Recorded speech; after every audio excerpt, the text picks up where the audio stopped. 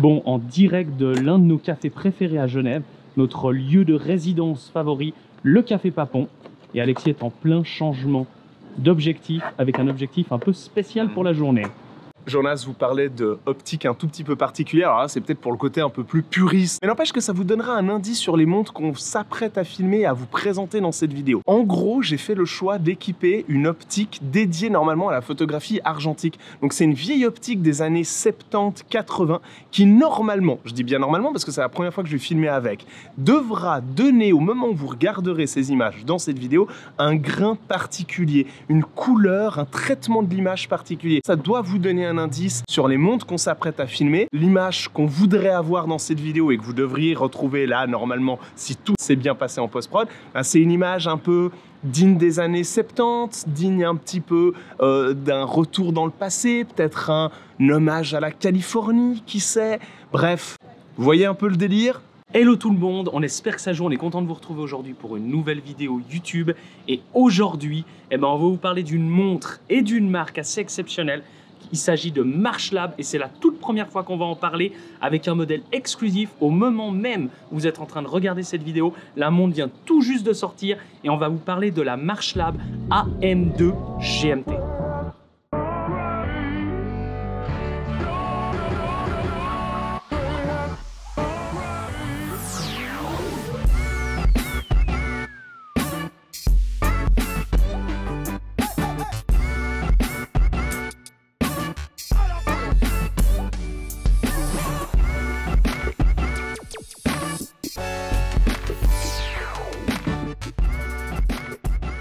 Vous l'aurez compris, pour la toute première fois sur la chaîne Watch Arch, on a la chance de vous parler d'une marque horlogère française et cocorico qui s'appelle Marchlab et qui a été fondée en 2009 par 3 personnes. Il y a Alain Maric, Joseph Châtel et Jérôme Mage. On va s'attarder 2 secondes sur un personnage qui nous a pas mal inspiré de ces 3 cofondateurs. C'est Jérôme Mage, plus connu sous le nom de Jacques-Marie Mage. Et pour celles et ceux qui connaissent bien l'univers de la lunette, Jacques-Marie Mage a fondé sa marque qui est devenue experte et très reconnue dans le milieu niche de la lunette hyper bien faite en acétate. Ça en dit long déjà sur la marque Marchlab, notamment sur leur ADN design. C'est pas pour rien que j'ai essayé un peu de m'habiller un petit peu plus classe quoi. Pour la petite anecdote, March, on le doit au mois de mars, qui est le mois de naissance d'un des cofondateurs, Alain Maric, et en l'occurrence Lab, ça veut dire Los Angeles, à Biarritz. C'est pas pour rien qu'il a équipé une optique un peu spéciale et que moi j'ai essayé de me mettre dans un mood, je sais pas, entre Los Angeles et Biarritz. Mais vous allez le comprendre dans la suite de cette vidéo et la présentation de cette nouvelle version équipée d'un GMT. On est vraiment dans un mood de design, monde de forme très particulier qu'Alexis et moi on aime tant.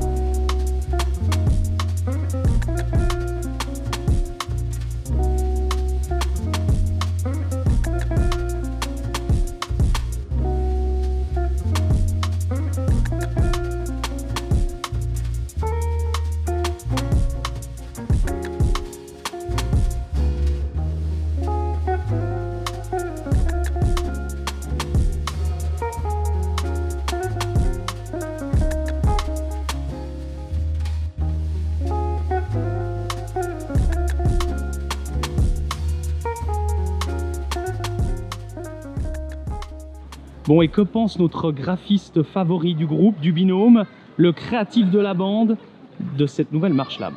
Aka le conceptif. Finalement, c'est aussi le processus par lequel Jonas et moi passons à chaque fois qu'on vous présente une nouvelle marque, même un nouveau modèle, mais c'est tout particulièrement touchant en fait quand justement c'est une première fois qu'on vous parle d'une nouvelle marque sur la chaîne. Parce que nous, ça, vous le savez, vous en avez déjà parlé, ça vient toujours d'une grosse réflexion, d'un gros pour et contre quelque part. Et Jonas et moi, quand on a connu Marchlab à Paris, directement à Paris, dans leurs locaux, qui sont d'ailleurs très chouettes, qu'on vous invite à aller voir si vous êtes de la région, nous on peut plus, mais on l'a fait au moins une fois, on a tout de suite eu d'abord un coup de cœur pour le côté esthétique, le côté visuel des montres en question. fabrication de la marque. On ressent à chaque fois qu'on met une Marchlab au poignet cette identité typiquement des années 70. Quand on met cette montre, en fait, c'est pas compliqué. On a envie d'aller se mater un Tarantino, on a envie d'aller boire un cocktail dans notre bar favori, on a envie de s'habiller avec un beau chapeau, avec des beaux souliers, un beau pantalon à pince, on a envie de monter dans une belle Cadillac aux couleurs turquoise. Enfin, c'est une montre qui donne envie de porter de la couleur et qui donne envie de s'immerger un petit peu dans une époque qui est plus tout à fait la nôtre, avec une esthétique qui est plus tout à fait la nôtre. C'est cool, c'est rétro, c'est vintage et surtout, c'est très bien fait. Quand on voit une marque comme Marchlab arriver avec un sens de l'esthétique qui pour le coup est totalement différent de ce qu'on voit d'habitude, bah ça fait du bien. C'est une audace qui est vraiment la bienvenue.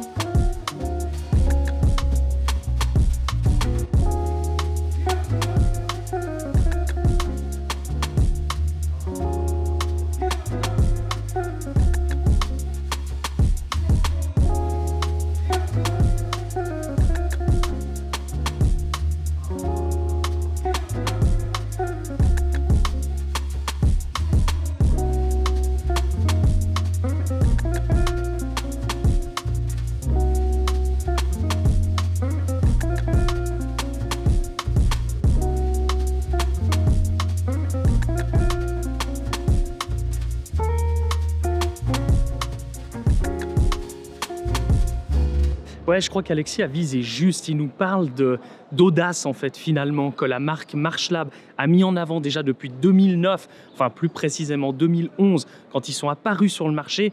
C'est vrai qu'on a tendance à avoir beaucoup de marques horlogères et surtout des marques horlogères naissantes qui arrivent avec des designs déjà très inspirés d'autres. C'est ça qui nous a énormément marqué et énormément plu, c'est leur audace en termes de design, être capable d'oser faire des choses et surtout, et notamment, des montres de forme et là plus particulièrement des montres carrées. Et vous le savez, Alexis et moi, on est très sensibles au design. C'est l'une des premières caractéristiques qu'on regarde. Finalement, c'est ce qui nous saute aux yeux directement. Mais encore une fois, pour vous en parler et pour adhérer au concept, ben, il faut aussi que la technicité derrière elle suive.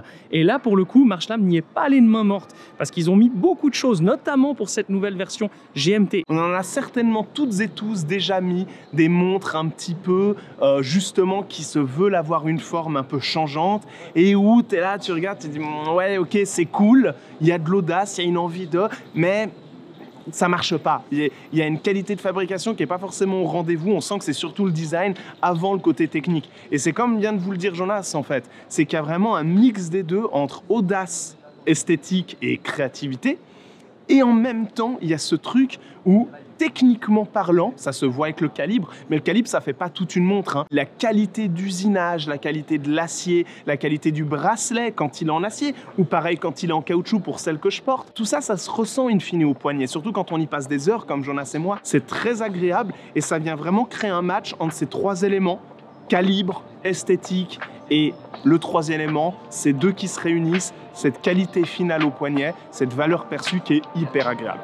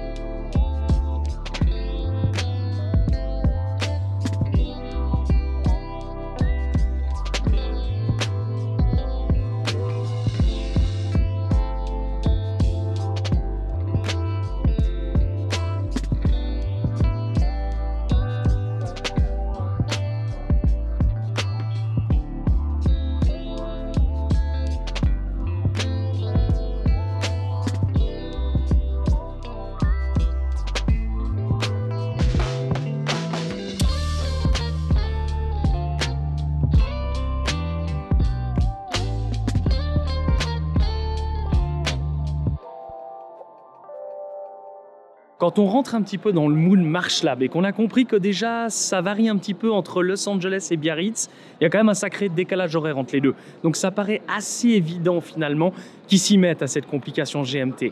Et pour le coup, moi, il y a quelque chose, si on démarre dans les spécificités techniques qui m'a assez impressionné, qui impose le respect hein, quelque part, c'est qu'ils sont arrivés avec forcément un nouveau calibre pour venir équiper cette nouvelle montre et afficher la fonction GMT. Et ce calibre n'est ni plus ni moins que le fameux Lajous Perret. Et cette fois-ci, ils ont un modèle exprès pour eux.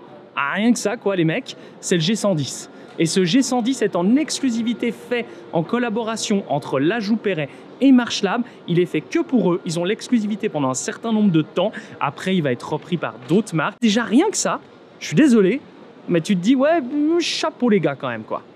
Et moi, je suis vachement étonné parce que qui dit montre carré dit des fois pas évident en termes de taille, tu sais, à porter, etc. Parce que là, elle fait quand même 39 mm de diamètre et on est à 12,25, je crois, millimètres à peu près d'épaisseur. L'épaisseur, on la ressent et ça s'explique de par le côté GMT, en fait, hein, le côté complication. Donc oui, on sent que c'est une montre qui est un peu épaisse, mais ça gêne pas justement, parce que les proportions du 39 mm sur ce format entièrement carré, pour le coup, c'est un vrai carré, hein, c'est pas un faux rectangle, et ben ça match. Ça match super bien et franchement, je trouve que la montre, elle passe parfait au poignet. Selon le poignet qu'on a, elle vient vraiment se centrer au milieu. C'est très agréable. Ouais, complètement.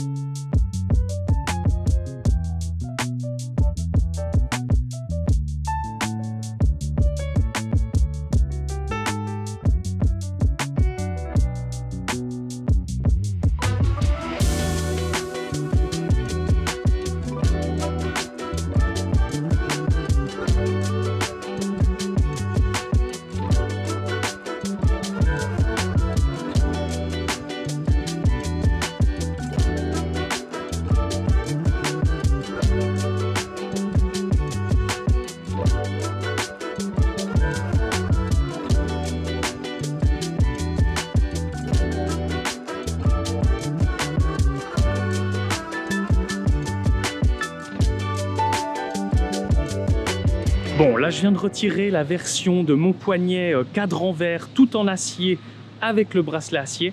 Et je dois avouer qu'en fait, elle est remplie de détails en termes de design. Comme Alexis et moi, on aime bien appeler des easter eggs, on n'a rien inventé. Par exemple, vous bougez la date, vous arrivez sur le numéro 3, le 3e jour du mois, et il est en vert pour rappeler justement le mois de mars, cher au nom de Marchlab et aussi au fondateur. Donc ça, c'est hyper cool. Vous retournez la montre, vous retrouvez le vert de Marchlab qui a cette fois-ci été un petit peu plus adouci et rendu un petit peu plus transparent pour qu'on puisse bien découvrir la masse oscillante et le mouvement de Lajous Perret G110 avec une masse oscillante monstre personnalisée pour eux. Enfin, il y a plein de petits trucs comme ça, couronne vissée. Rien que ça, c'est pas con. Enfin, je veux dire, pour une montre étanche à 100 mètres, c'est bien. D'autant plus qu'ils nous ont dit que ça va devenir quelque chose de sine qua non dans la marque, donc c'est plutôt cool. Enfin bref, il y a plein de trucs. Cette montre est assez complexe. Elle mérite vraiment d'être prise en main et un certain nombre d'heures.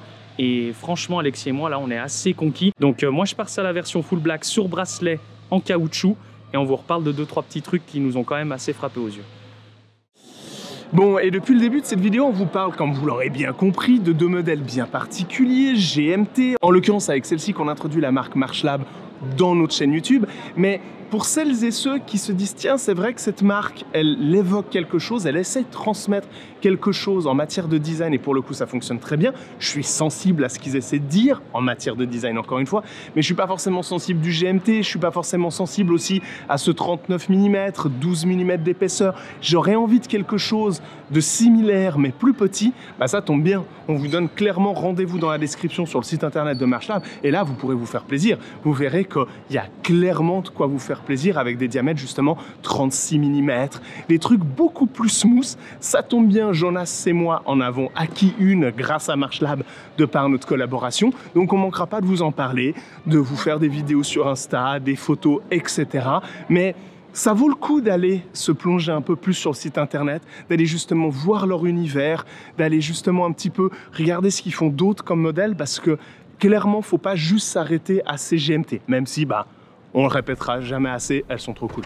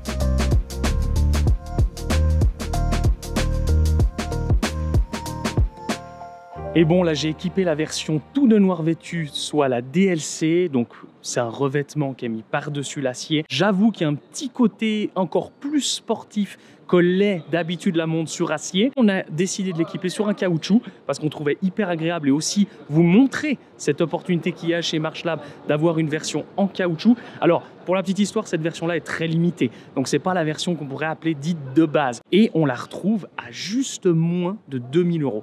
Et ça, c'est quand même joli, quoi. Et toi, tu as une petite préférence ou pas? J'aime bien la version DLC avec l'audace et comme tu disais, son côté un petit peu plus sportif qui, je suis sûr, plaira à bien nombre d'entre vous parce qu'on sait qu'il y a des sportives et des sportifs dans l'âme parmi notre communauté. Mais perso, j'avoue que j'apprécie le côté 100% acier qui, justement, est encore plus inspiré des années 70, Californie. C'est encore plus dans ce mood-là, en fait. Et moi, je crois que je dois avouer, en la portant maintenant, que j'aime bien cette version noire. Ok. Je la trouve très cool. Ouais, surtout qu'elle a la couronne qui revient en acier. Exact. Et qui dit GMT dit souvent quand même montre un peu plus sportive. Et je trouve que ça match plutôt pas mal. Oui, je suis d'accord. L'un dans l'autre, ça peut être autant avoir une GMT, autant avoir un truc très sportif. C'est vrai. Pourquoi pas. C'est vrai. Il y a un truc aussi qui nous parle particulièrement avec Marchlab. Alors c'est le cas des deux modèles dont on est en train de vous présenter aujourd'hui, mais c'est le cas surtout de l'identité même de la marque en elle-même. C'est les fameux choix de facilité dont on n'arrête pas de vous parler, Jonas et moi. T'es rappelé à l'ordre. Allez. C'est la fin de la récréation.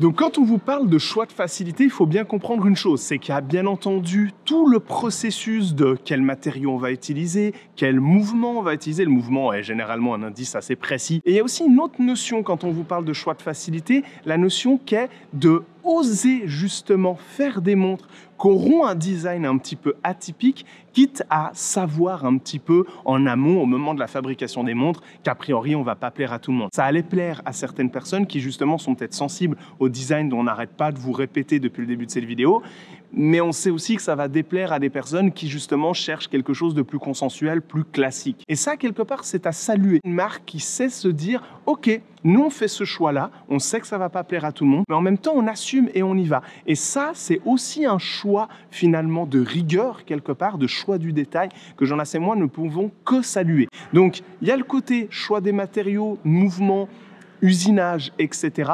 Et il y a surtout le côté détail, finalement esthétique, qui, Jonas et moi, nous parle énormément.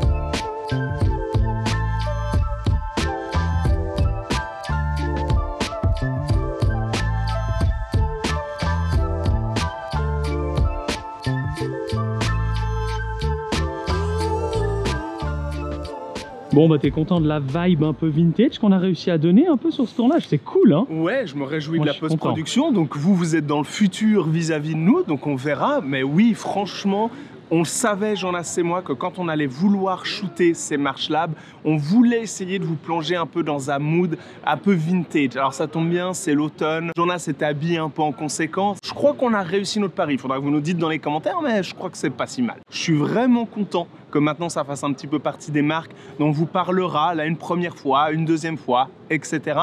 Parce que c'est vraiment une marque qui a vraiment une identité très forte, qui est audacieuse, qui ose et qui surtout ont un souci du détail. Et moi, c'est clairement tous ces éléments-là qui me font dire qu'une marque de montre est intéressante. Qu'on aime ou qu'on n'aime pas, mais elle est intéressante. Ouais, je crois qu'Alexis vous a bien résumé ce qu'on pense de la marque Marsh Lab et on les remercie infiniment de nous avoir fait confiance pour parler en avant-première, enfin finalement au moment de la sortie de ces GMT. Bah, on a pu le faire ici à Genève avec ces belles couleurs d'automne. Nous, ça annonce vraiment une période qu'on kiffe, Alexis et moi, pour tourner, pour trouver des lieux. C'est la période où on va commencer à avoir les premiers froids, les premières neiges, les raquettes à neige qui vont ressortir. Enfin bref, ça s'annonce très bien et on est content d'avoir démarré un peu cette saison avec Marsh Lab. Nous, on vous invite vraiment à aller checker dans la description. On vous a mis les liens des différentes montres. Dites-nous dans les commentaires laquelle de ces montres-là vous avez préféré. Si vous connaissiez déjà Marsh Lab avant ou pas, si on vous l'a fait découvrir, et ça, bon, on serait pas peu fiers. Et puis comme d'habitude, n'hésitez pas à liker cette vidéo, à la partager et à nous suivre. Mais bon, je pense depuis le temps qu'on le répète, j'espère que c'est déjà fait. Et comme d'habitude, on se retrouve sur une prochaine vidéo. Et n'oubliez pas, d'ici là, Soyez à l'heure.